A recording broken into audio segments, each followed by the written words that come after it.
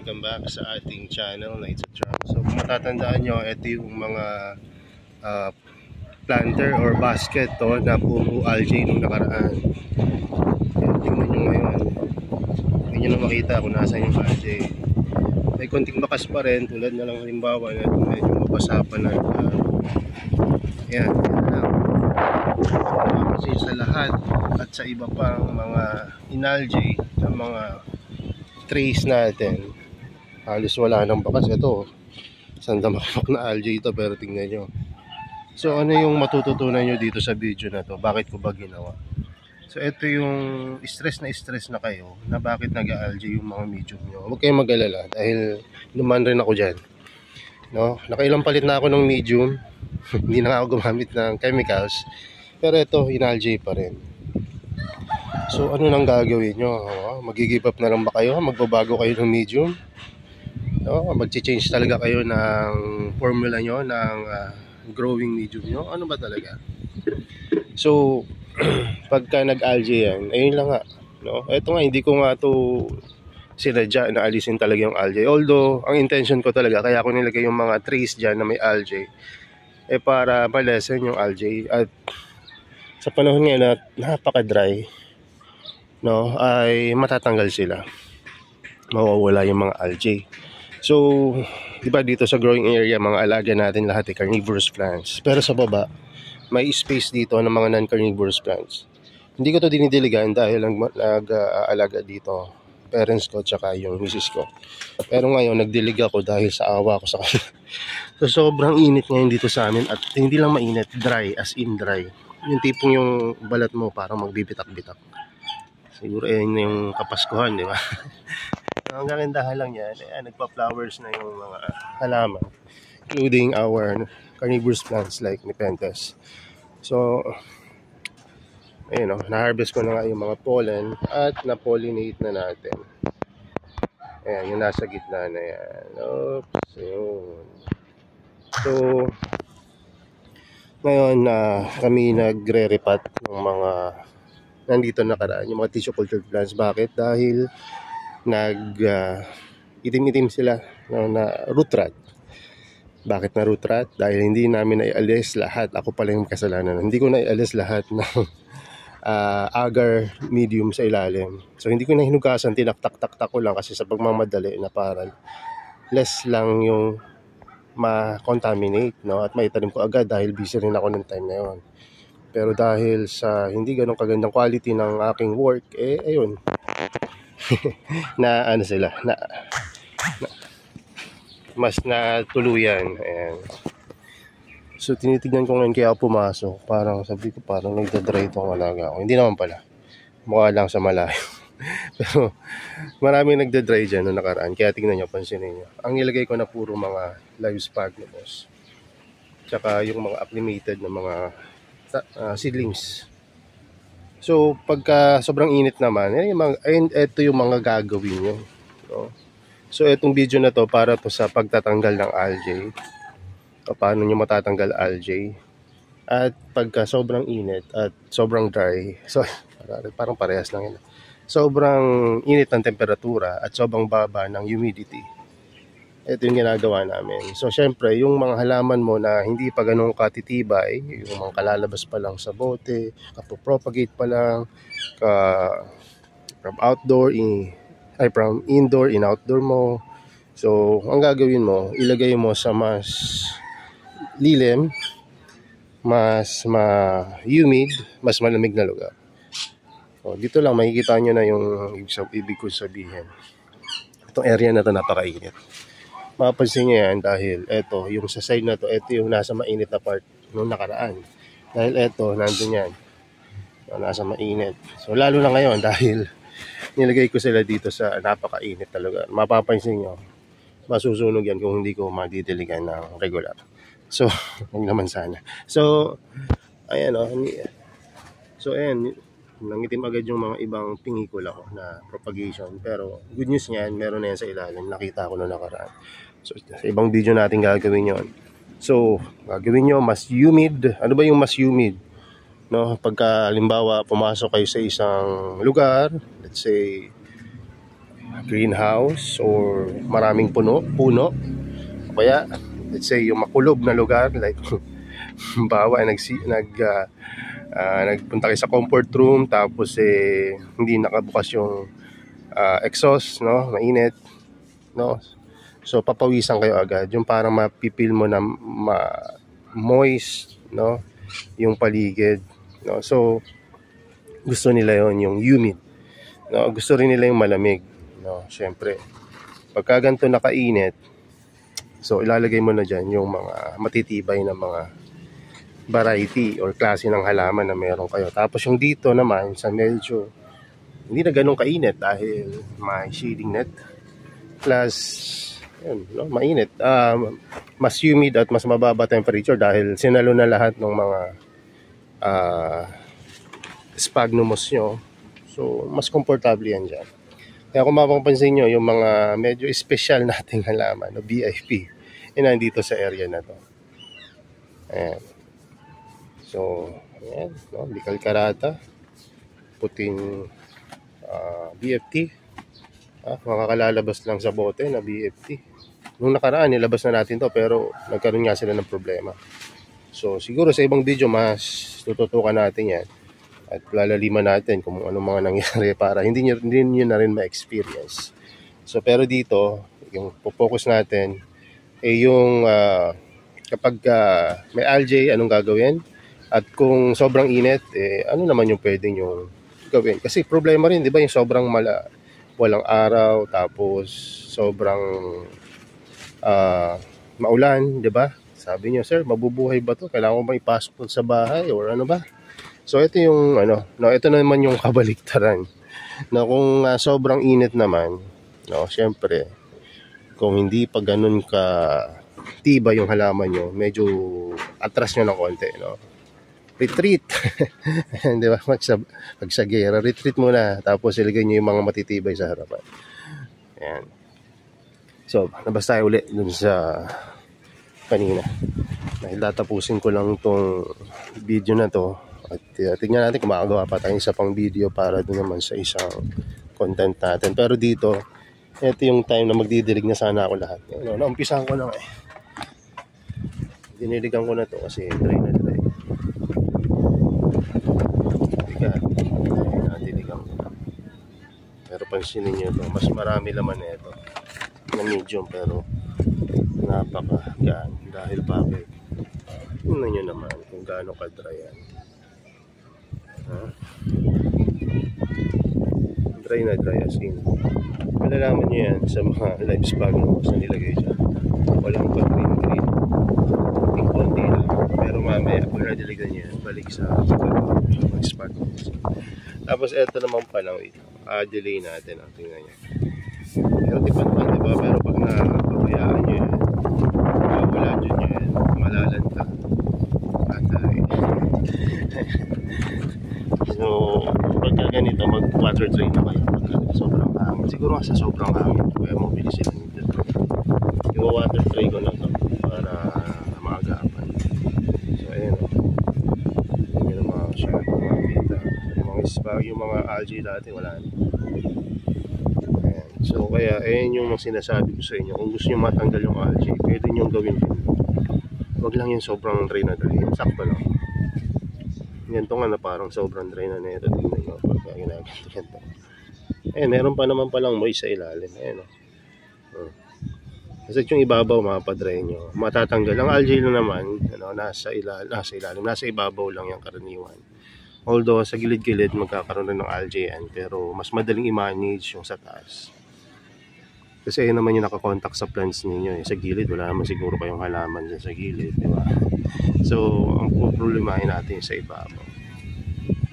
Babalik pa ba dito yung algae? Babalik pa. Pag ay waterlag nyo ng paulit-ulit. So, ayan. So, ngayon, nakapagdilig na ako. Hindi pa. Ayan. So, tingnan nyo. Ito. Pagka ganito na, magdidilig na kayo. Pero pansin nyo dito, ang ganda pa rin. Diba? Scarlatin. Ayan. Pabudol na kayo. Habang may malalaki pa. But anyway, so pagka ganyan na, diligan nyo na yan. Tanggal na yung algae nyan. At pwede nyo na actually ang i-water tray uli kasi sobrang lakas ng hangin. May nakatirang ano pala doon. May nakatira. Ayan, yun na nga. Lizard. So pagka ganyan, i-water tray nyo na, napakainit na. Tapos hindi nyo alam kung kailan na uli uulan.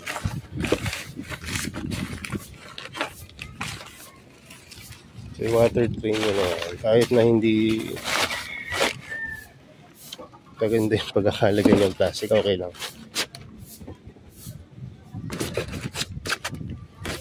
Ayan, yeah. So kahit hindi yan naka-water tray, totally na yung tawag dito, salong-salong. Kumbaga hindi na nakahanginin ng husto dahil hindi na rin mainitan ng husto yan dahil naka-styrobox na. Pero kung gusto nyo ayusin, walang problema. Ito lang, isang kami lang kasi ginagamit. Mas mahirap. So water tray nyo mga plants mo ngayon kasi napakainit. Ito naman sa ulan ng ulan at walang kaaraw-araw, huwag nyo na i-water tray, diba? So pinapakita ko lang sa inyo to para pag tulad sa amin ngayon sobrang araw at dry, water tray nyo yung mga plants. Nakakatipid na kayo sa tubig na pandilig. Hindi ba sila mabilis matutuyuan at maagapan nyo kung sakaling magkaroon ng problema. Yun lang, pag naka-water tray, light misting lang. No, ayun yung isang purpose niyan. Makatipid kayo sa tubig dahil light misting lang. Pero kung wagas na wagas ang pagdidilig nyo dyan, so balik algae agad yan after ng ilang weeks na. So, tingnan nyo to, algae compound to dati, pero tingnan nyo, unti-unti nang nawawala. Algae pa rin yan, pero unti-unti nang nawawala kasi malilim-lilim dito, kaya matagal mawala yung algae. So pansinin nyo rin yung mga sphagnums dito, medyo okay pa. So madidiligan lang mamaya yan, nakikita nyo, green na naman yan in just few seconds kasi ang sphagnums bilis niya mag-absorb. Pag nakapag-absorb siya, mabilis rin siyang nagiging green ng kulay. So ganun lang.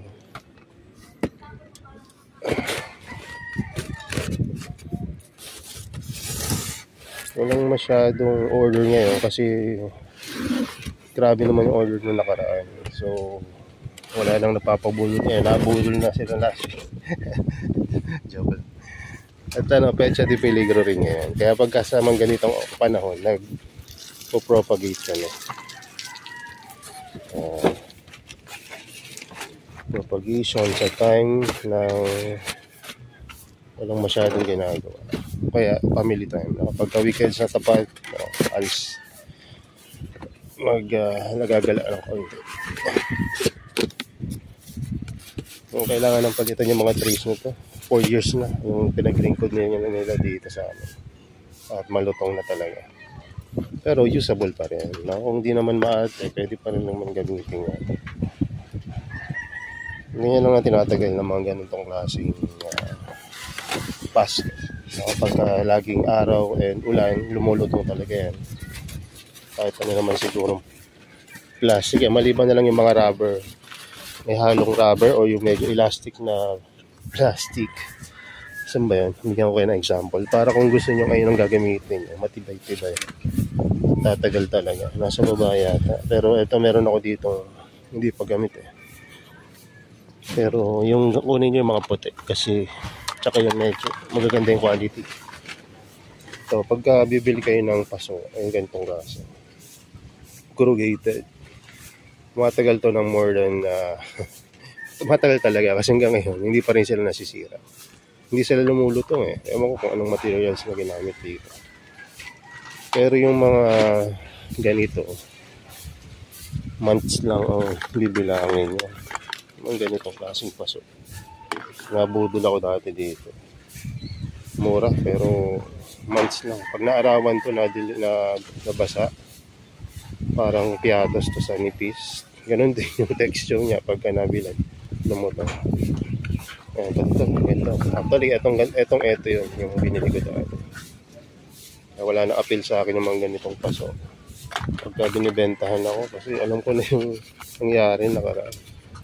Ang dami kong binili nito at wala akong masyado napakinabangan. So, lesson learned. Ito pala, yung sample ng pasok na sinasabi ko sa inyong matibay na talagang tatagal. Yung mga ganitong klase yung puti na yung ganito, yung medyo see-through ng kaunti tsaka yung solid na puti. Pwede yun. Ito kasi medyo mas magandang quality na ito. Maganda rin to kung may budget kayo. Ganda. Ganda tingnan. So anyway, so balik tayo dito. Ngayon nga, yung water tray nyo, pag una nagtitipid kayo sa tubig, may kita nyo, yung supplies nyo ay nangangalahati na at malapit na maubos. Water tray na yan. So kami, marami kami stocks, pero ngayon, nangangalahati na. At ngayong araw na ito, nakita ko na napaka-dry. Hindi lang sa labas ng bahay, pati sa loob. Papansin nyo yung, ano yata yun, pagka magpapasko. Ano bang tawag yan?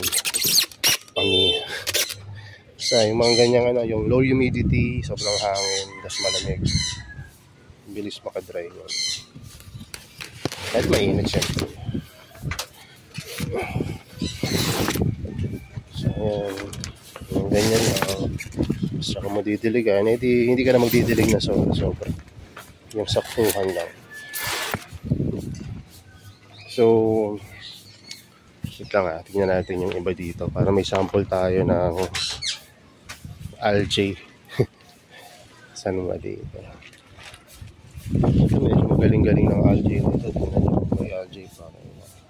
Pero dahil hindi ko siya masyadong, hindi ko winother tray, natatanggal sila. O diba, ito rin. Natatanggal na rin yung algae. Madaling tanggalin ng algae. Dati gumagamit pa yung iba ng mga chemicals. Pero kami, hindi talaga gumamit ng chemicals na yan. Yung mga fungicides. Kasi nakita ko yung epekto noon dun sa mga ibang mga kakilala ko na gumagamit. Tapos binibili ko yung plants nila. Pagdating sa akin, iba yung itsura ng plants. Matigas yung rhizome. Hirap i-propagate, palakihin. Tapos yung medium, halos hindi mo na mapakinabangan sa dami ng chemicals na nailagay. Hindi tulad nung mga hindi masyadong nilalagyan ng mga chemicals. Ang daling i-reuse ng medium. Yung plants ang daling mag-respond sa growth kasi hindi naging kalus or matigas yung kanilang balat. Ganun. Kasi pagka masyadong matigas, ang hirap tumubo ng new growth. Ewan ko, ayun sa experience ko ha. Alam rin naman anong gumagamit ng mga fungicides. So, ayan, ito, pagka ganito, ayan, algae na yan, di ba? Huwag mo lang didiligan niya ng sobra, mawawala yung algae niya. Tulad na lang nung nangyari dito. Yung mga, huwag niya lang didiligan. Sasabihin ng iba, sir, kailan kami magdidilig? Diba? Ayun yung tanong sa akin kahapon lang o kanina lang. Sabi ko, pagka medyo pumuti na yung ibabaw ng mga live sphagnumos na binili mo, ganito sir, pagka ganyan na itsura niya, magdilig ka na. At napakahalaga rin na may butas yung ilalim. Hindi pwedeng tatanggalin mo yung algae tapos wala man lang butas yung ilalim kasi hindi matutuyo pati yung ilalim. Walang dadaanan ng tubig. So hindi yan mawawala yung algae niyan.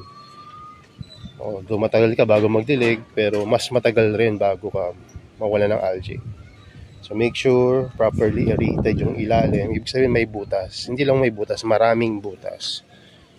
So, di ba, sa mga standard ng paso, ilan ba ang butas? So, ganito yung standard natin na paso. So, mga at least 4 or 6. At hindi lang 6 ha. May size talaga, hindi lang yung butas ng pako o ano man. Malalaki yung butas niya. Ayan. Sabihin nyo, sir, ang dami naman yan. Ang lalaki ng butas. Mamulusot na yung perlite. Pero hindi tingnan nyo to. Marami pa nga itong butas Malalaki pa yung butas niya. Pero bakit ang ginagamit natin sa sphagnumos and perlite? So, gagawin nyo na ng paraan. Ang ginagawa ko para hindi maubos yung perlite, lalagyan ko ng manipis na sphagnumos, yung ilalim yan. Example, ganito. Kasi ang sphagnumos, hindi naman yan pupunta sa butas kasi long fiber, diba? Yan. Tapos yan, tsaka mo lagyan ng mixture ng sphagnum moss and perlite. Bawa ganyan. So hindi na yan matatapon. Diba? So ganun lang yung mga technique. So pagka gusto nyo tanggalin yung algae, ayun lang. Huwag nyo masyadong ilagay sa nasa indoor outdoor, huwag nyo masyadong diligan. Ayun yung doon. Sa unang dating sa inyo ng plants, didigan nyo ng wagas. Pero sa mga susunod, unti-unti na lang. Kasi bakit wagas sa umpisa? Kasi nga, kailangan mo hugasan yung medium, pati yung plants, para mas magandang tubo nila, hindi dadami yung itim-itim. Ayun yung dahilan yan, kaya ako pinapahugasan sa inyo ng wagas. Kasi minsan, sa biyahe, nakukulog sila, hindi naman nakalagay sa laboratorio yan o bote para hindi karoon ng contamination, di ba? So, yung mga nasa bote nga, nagkaka-contamination pa asahan nyo na, nakalagay yan sa labas, outdoor setup tayo. So, sabihin ko sa inyo, nakakarating to hanggang Mindanao, na fresh pa. Basta't susundin nyo lang yung mga instructions sa inyo pagdating. Huwag yung pagkabili, hayaan lang, pag nagka-problema, tsaka kayo mag-message. So, nangyayari yan. Huwag nyo nang hayaan na ganun yung mangyari. Pagka bumili kayo, magtanong kayo na magtanong hanggat sa mainis. Mainis ako, no? Hanggat sa, makuha nyo yung technique. So, kasi, kaysa naman, magtanong kayo kapag may problema na. Di ba? Tanongin nyo na, sir, paano pag-aalaga? O, sisendan ko kayo ng, link o kaya instruction. Minsan, pagka simple lang yung tanong, sinasagot ko ng kung ano talaga yung nyo, no? Kumaga, direkta na. So, ayun, marami rin kasi nagtatanong, pero at least, ma-manage natin, minimize natin yung mga huli na ang lahat na sitwasyon, no? So, ayan, maganda rin to, gawain ito, pagtatanggal lang ba. Kasi pag nila pinabayaan nyo, tingnan nyo, kapag luto na kayo ng, ingat na kayo sa pagbubunot kasi nabubunot minsan yung hindi dapat. Ayan, nakabunot ako ng carnivorous plant. So, ayan, tanim nyo ulit. Ayan, hindi sabihin na kailangan maitanim nyo yan. Tapos tapon nyo yung mga hindi kailangan. So, ayan, ganun lang. Huwag nyo pabayaan na laging basang-basa yung medium nyo. Hikita ko dun sa iba, pagdating water tray agad. Kasi bakit? Ayun yung napanood nila sa YouTube. Ayun yung napanood nila sa mga karamihan ng video, lalo na sa international community. Usong-uso ang water tray. Di ba? Pero, isipin nyo, nasa Pilipinas kayo, wala namang snow, kaya tayo nasa labas, nag-outdoor karamihan. So, kaya minsan hindi na tayo nag-water tray. No? So, para hindi mag-algae, kapag maulan naman, huwag na kayo mag-water tray. Pagkat sobrang hangin tulad nito, ayun, water tray kayo. Dahil mabilis matuto yun.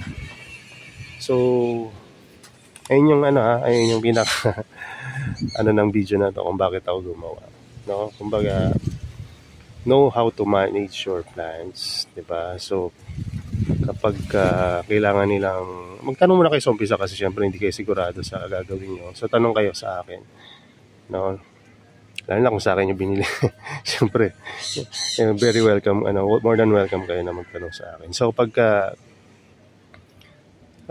sobrang ulan, huwag na kayo mag-water tray. No? So, napakaganda na pagkakataon na mawash yung medium nyo at matuwa yung plants ninyo. Dahil direct, di ba, sa taas yung ulan at napaka-pure nun. Ayan. So, pangalawa, kapag sobrang init naman, ayan, yan na kayo mag-water tray. Mag-water tray kayo sa type na kung saan medyo nagda-drain na yung ibabaw. Huwag yung sobrang dry, ha? Yung nagda-drain ng ibabaw, meaning yung ibabaw lang, huwag yung ilalim. Kaganyan na, i-water tray nyo na. Ayan. Dry na to, diba? Dry na. Dry na. Pero ang ilalim yan,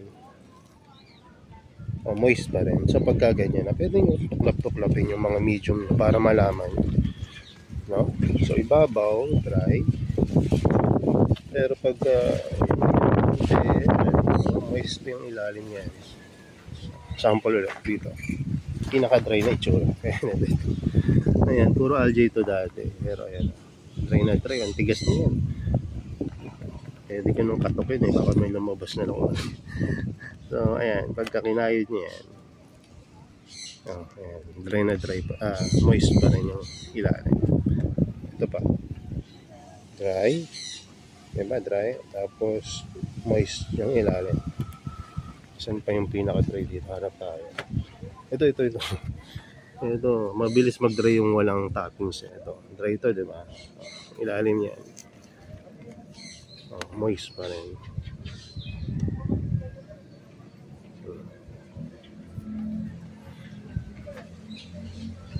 So, ayan. So, kaya tayo gaganito, iniwasan natin yung algae para hindi ma-outgrown ng mga algae yung mga plants ninyo. At bukod doon, masama rin yung algae kapag nag-focus yan sa roots nyo, wala nang contact yung roots sa medium, kundi sa algae na lang, tunaw yan. So, kaya mahalaga na minamanage nyo yung algae. No? Sabi ng iba, palit medium na every 3 months. Pwede naman kung kundi pa lang yung plants mo. Pero kung medyo marami-rami na at nagtitipid ka rin sa bagong medium, ganito na lang gawin mo. Manage mo. Pagka may algae, lagay mo sa medyo maaraw, huwag masyadong tiligan. Hindi siya mag-algae, di ba? Pagka tag-ulan naman, di tanggalin mo sa water tray. Ayan, para hindi rin mag-algae at hindi ma-water lag. Ayan. So, yun lang muna at napahaba na naman tong video natin. So, God bless sa inyo and bye-bye!